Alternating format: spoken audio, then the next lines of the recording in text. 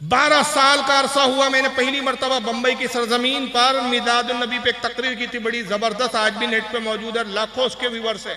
और उस पर बड़ी संजीदगी के साथ सवाल किया था। आज 12 साल हो गए, किसी ने जवाब नहीं दिया और क़यामत तक नहीं दे सकेंगे, मेरी गारंटी है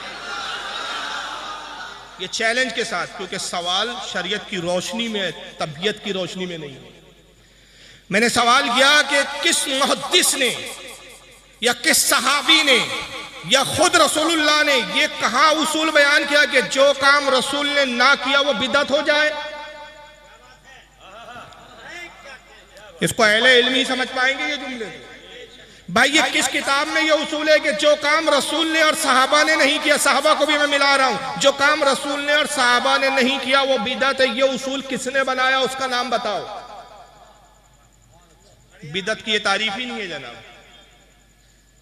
जो लोग इस तरह की तारीफ करते बिदअत की वो जाहिल है, वो लोग। उन्होंने सिर्फ अपना नाम अहले हदीस लगा रखा है। और याद रखिए, नाम लगाने से कोई उस नाम का और सिफत से मुस्तफीज नहीं हो जाता, उस सिफत के लायक नहीं हो जाता। मैं अक्सर कहता हूं, काली कलोटी औरत अपना नाम नूरजहां रख दे तो नूरजहां हो जाएंगी क्या? काला रंग गवाही देंगे कि ये नूरजहां नहीं है, ये अंधेरा कायम रहे। समझ रहे हैं ना? नाम बदल से शख्सियत अपने इल्म से, अपनी बोलचाल से, अपने हरकत और सकनात से, अपने अखलाक किरदार से पहचानी जाती है, नाम से नहीं पहचाना जाता। तो सवाल यह पैदा होता है कि आप अपने अहले हदीस बोलते हो तो हमें ये उसूल दिखाए ना, किस किताब में लिखा है, रसूल की कोई हदीस सुनाए, साहबा का कोई कौल सुनाए, किसी इमाम का कोई कौल दिखाए कि जो काम रसूल ने नहीं किया वो काम बिदअत हो जाता है। ये बिदअत की तारीफ कहाँ लिखी है? बिदअत की तारीफ ये नहीं है, बल्कि आइए बिदअत की तारीफ क्या है मैं नहीं कहता, बल्कि आइए आपको सामने दिखा देता हूं। इनके मुसल्लम अल्लामा इमाम, जो बहुत बड़े इनके इमाम माने जाते हैं, सुनिए, वो बिदअत की तारीफ कहते हैं मजमुउल फतावा। हाफिज इब्ने तैमिया, जिसको ये बहुत बड़ा आलिम मानते हैं ये लोग, देवबंदी भी हजरात मानते हैं, अहले हदीस हजरात भी मानते हैं। इनके मजमुउल फतावा जिल्द नंबर 18 सफ़ा नंबर 198 क्या बिदअत की तारीफ करते हैं इब्ने तैमिया साहब, जरा सुनियो। कहते हैं, वल बिदअत मा खिलाफतुल किताब व सुन्ना औ इजमा सलफुल अइम्मा मिनल एतिकाद वल इबादात। क्या कहते हैं? वल बिदअत मा खिलाफतुल किताब व सुन्नत औ इजमा सलफुल उम्मत मिनल एतिकादात वल इबादात। कहते हैं बिदअत उसको कहते हैं, बिदअत की तारीफ यह है कि जो अल्लाह की किताब के हुक्म के खिलाफ हो, रसूल की सुन्नत के खिलाफ हो, इजमा के खिलाफ हो, एतिकाद और इबादात के अकीदे के खिलाफ हो। यानी बिदअत की तारीफ मुख्तसर लफ्जों में जो उन्होंने इतना फैला के कहा, मैं कहूँ कि जो बात नबी की सुन्नत से टकराए, जो बात कुरान से टकराए, उसको बिदअत कहते हैं।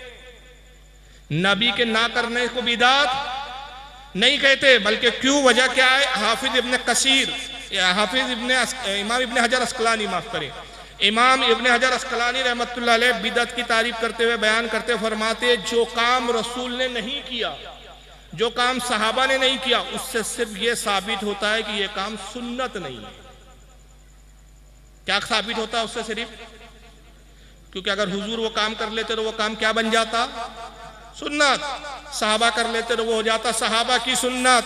वो काम ना सहाबा ने किया ना रसूल ने नहीं किया, इससे सिर्फ इतना साबित हुआ कि ये सुन्नत नहीं है। फिर इमाम इब्ने हजर अस्कलानी आगे कहते हैं, ऐसे काम जो नबी और रसूल सहाबा ने नहीं किए उसे बिदअत नहीं कहा जाता। इससे सिर्फ ये साबित होता है कि सुन्नत नहीं है। बिदअत उस काम को कहते हैं जो रसूल की सुन्नत से टकराए, जो नबी की सुन्नत को फना कर दे, जो नबी की सुन्नत को खत्म कर दे। और फिर उन्होंने बड़ी मिसालें दी। मिसाल के तौर पे जुमे का खुतबा अरबी में रसूल ने दिया, अगर कोई कल उर्दू में दे तो यह होगा सुन्नत के खिलाफ। हुजूर ने ईद की नमाज में अजान नहीं दी, अगर कोई ईद की नमाज में अजान दिलवाए तो यह हो गया बिदअत। अल्लाह के नबी सल्लल्लाहु अलैहि वसल्लम ने जुमे के दिन जब खुतबा दिया तो पहले खुतबा दिया फिर नमाज पढ़ाई। ईद के दिन आपने पहले नमाज पढ़ाई फिर खुतबा दिया। जो नबी ने किया वो सुन्नत बन गया। अब कोई ईद की नमाज से पहले खुतबा पढ़े, ईद की नमाज बाद में पढ़ाए, जुमे की नमाज में पहले नमाज पढ़ाए फिर खुतबा पढ़े, ये हो गया बिदअत की, ये सुन्नत के खिलाफ। सिर्फ साहबा ने नहीं किया, रसूल ने नहीं किया, इससे सिर्फ यह साबित हुआ कि वो सुन्नत नहीं है। अब इनसे सवाल है कि भाई मिलादुन नबी रसूल की कौन सी सुन्नत से टकरा रहा है, कुरान के कौन से हुक्म से टकरा रहा है? अरे जनाब, मिलादुन नबी मनाना तो तौहीद को बुलंद कर रहा है। नबी की मिलाद मनाना उलूहियत के दावे को मजबूत कर रहा है कि अल्लाह एक है। वजह यह है कि हमारे उलमा की ये दूर अंदेशी है। हमारे उलमा ने, हमारे अकाबरीन ने देखा कि पिछली कौमें अपने अंबिया के मुजज़ात को देखकर गुमराह हुई है। जब ईसा अलैहिस्सलाम के मुर्दे जिलाने को कौम ने देखा, ईसा के अंधों को बीना करते हुए मुजज़ों को देखा, हज़रत ईसा के कोड़ी को दूर करते हुए देखा, तो लोगों ने कहा खुदा है, खुदा के बेटे हैं। हज़रत उज़ैर को 100 साल के बाद जिंदा होते हुए और बेदार होते हुए देखा, लोगों ने कहा खुदा के बेटे। हमारे नबी के मोजज़ात तो हज़रत उज़ैर से भी ज्यादा है, जनाब ईसा से भी ज्यादा है। कहीं ऐसा ना हो आने वाले दौर में इनको खुदा का बेटा ना कह दिया जाए, खुदा ना कह दिया जाए। उलमा ने कहा मिलादुन नबी मनाओ, हर साल अपने कौम को बताओ मुस्तफ़ा पैदा हुए हैं, बाप अब्दुल्ला था, माँ आमना थी, खुदा के बेटे नहीं बंदे हैं। जो पैदा होता है वो बंदा होता है, खुदा नहीं होता।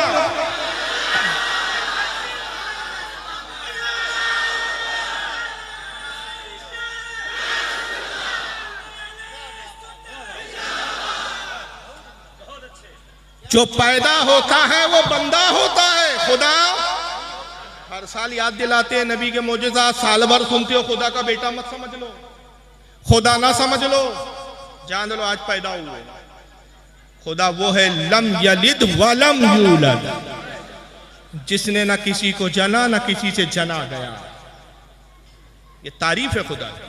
खुदा पैदा नहीं होता, खुदा से कोई पैदा नहीं होता। तो ये तो हमने तौहीद को बुलंद किया, सुन्नत से टकराया नहीं। ये ऐन सुन्नत के तकाजे के एतबार से हुआ, ऐन रसूलुल्लाह की तबलीग दीन के मुताबिक हुआ। तो इसको आपने कैसे बिदअत कह दिया?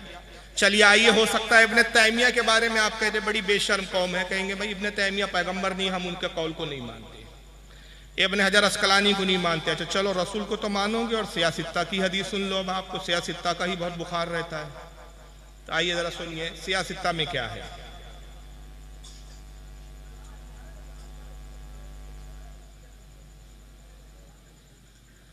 यह है सुनान इब्ने माजा।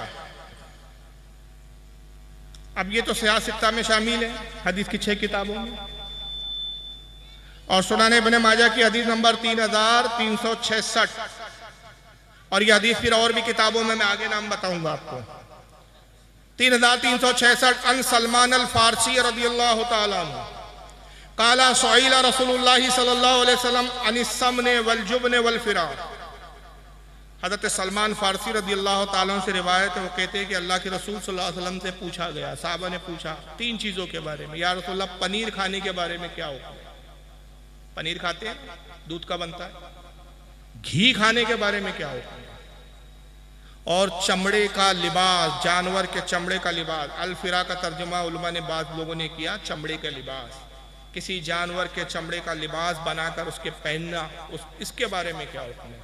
भाई 3 चीज़ों के बारे में सवाल हुआ, सीधा सीधा जवाब था, हुजूर कहते जायज़ है, या कह देते ना जायज़ है, बात खत्म हो जाती।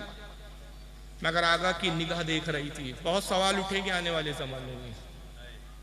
तो एक ऐसा उसूल, एक ऐसा फार्मूला, एक ऐसा ज़ाब्ता दे दूं कि उस ज़ाब्ते की बुनियाद पर हर चीज़ के हलाल और हराम की कसौटी तुम मुकर्रर करते चलो। आका ने क्या जवाब दिया? ये नहीं कहा कि जायज़ है या नाजायज़ है, बल्कि फरमाया काला अल हलालो मा अहल्लल्लाहु फी किताबिही वल हरामो मा हर्रमल्लाहु फी किताबिही व मा सकता अन्हु फहुवा मिम्मा अफा अन्हु। कहा कि सुनो, मैं उसूल और ज़ाब्ता दे रहा हूँ। ज़ाब्ता ये है तुम्हारे लिए कि जो कुछ हलाल है अल्लाह ने अपनी किताब कुरान में बयान कर दिया, जो कुछ हराम है अल्लाह ने किताब में बयान कर दिया, और जिस चीज़ के बारे में अल्लाह रसूल खामोश हो, किताब में उसका कोई जिक्र ना हो, वो तुम्हारे लिए जायज़ व मुबाह है। अब हराम के लिए किताबुल्लाह दिखानी पड़ेगी, जायज़ के लिए इतना ही काफी कि अल्लाह रसूल ने उससे मना नहीं किया। अब जो कह रहे हैं मिलाद बनाना नाजायज़ है, तो उनसे एक छोटा सा सवाल, नबी ने मना कहाँ किया?